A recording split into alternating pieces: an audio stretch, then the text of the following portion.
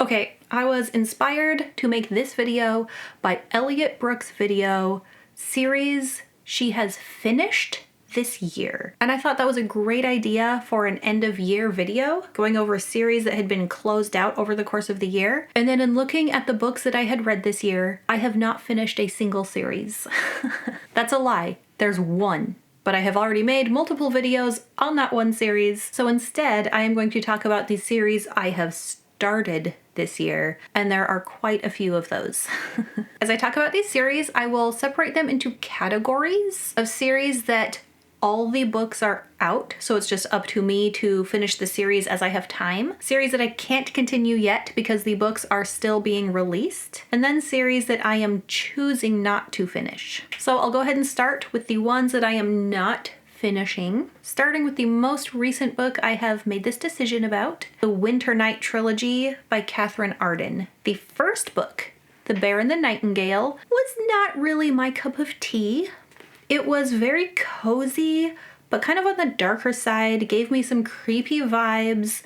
I didn't like how it made me feel, and I'm not sure I cared about the main character enough to keep going to find out what happens to her on her journey. My review of this one is out, so you can go see my more full thoughts on it. This is one that I don't think was a poorly done book. I think she did a really good job on it. It's just one that I don't care to continue. I know a lot of people love this trilogy, so if you are not put off by like creepy creatures sneaking around in the dark, you might still give it a try. And I do actually feel kind of bad about this one. I thought I was going to love it, and I did not love it. And that is A Wizard of Earthsea. So I believe the rest of this series is not just a straight continuation with the same main character.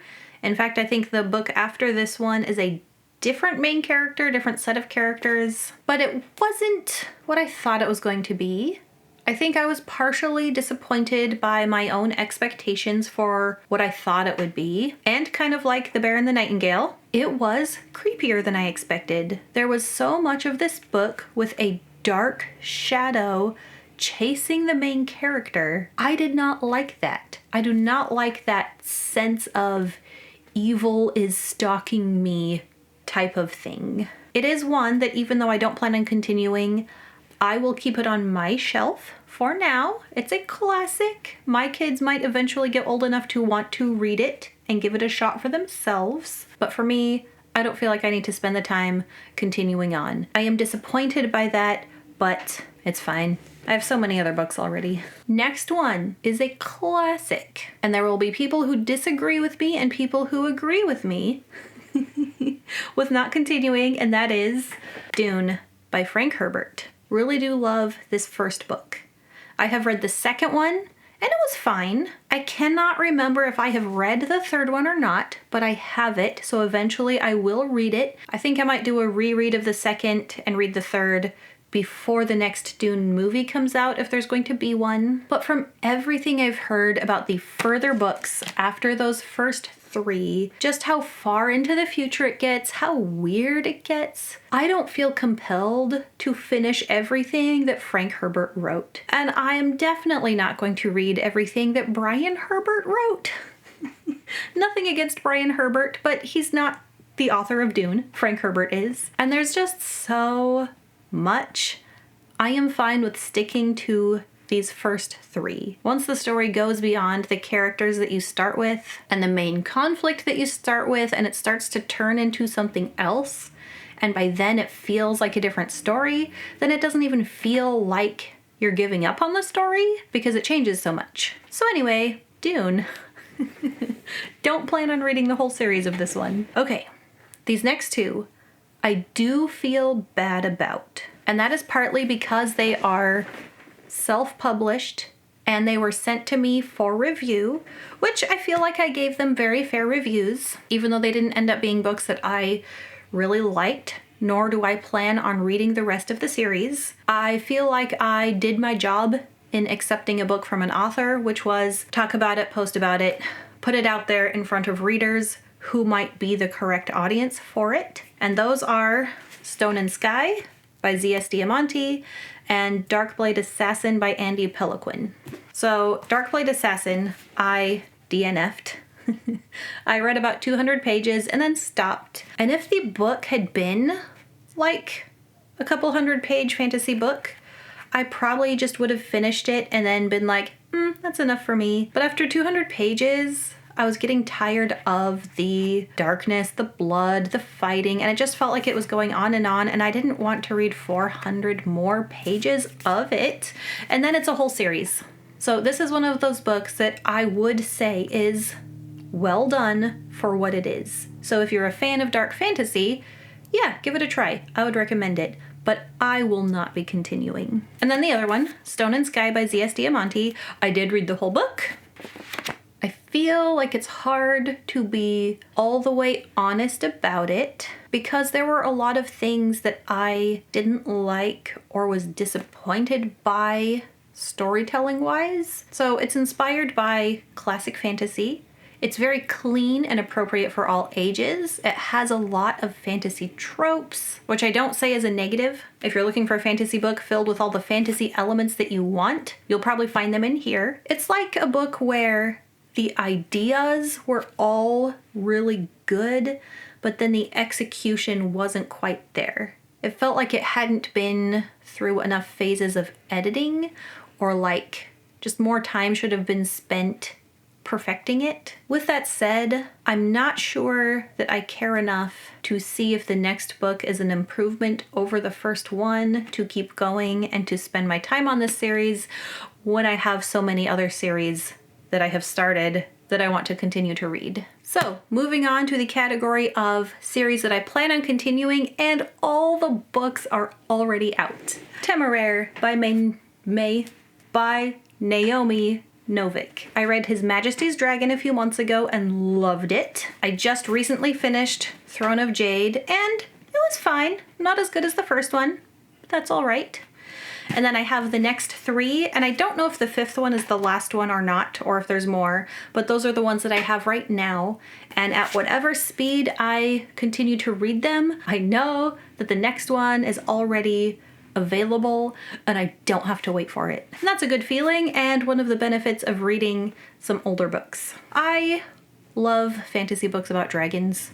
It's one of my favorite tropey things, one of my favorite fantasy creatures. These books don't have magic. It's just like historical fiction with dragons, and that is the fantasy element to them. The second one, Throne of Jade, almost gave me like Dinotopia vibes, if you've read the Dinotopia books by James Gurney. Just people and dragons living together in society, but it's not a magical thing. So far I've been very happy with this series and look forward to continuing.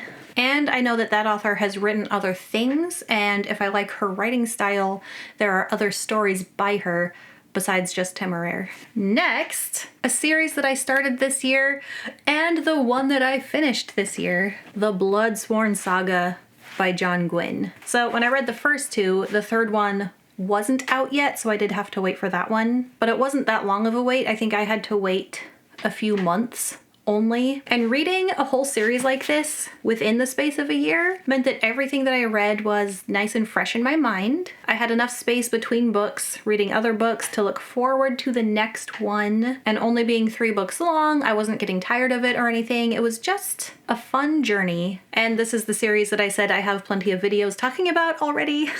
This is the Norse-inspired series with like fantasy Viking culture. They were a fun read.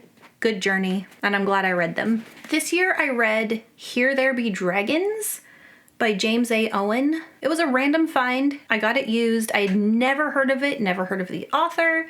I quite enjoyed it. It felt a lot like the Narnia books. It felt like a children's book, but with an adult audience in mind. It is the first in a series that are all out and released, and it is one that I enjoyed enough that I will probably continue.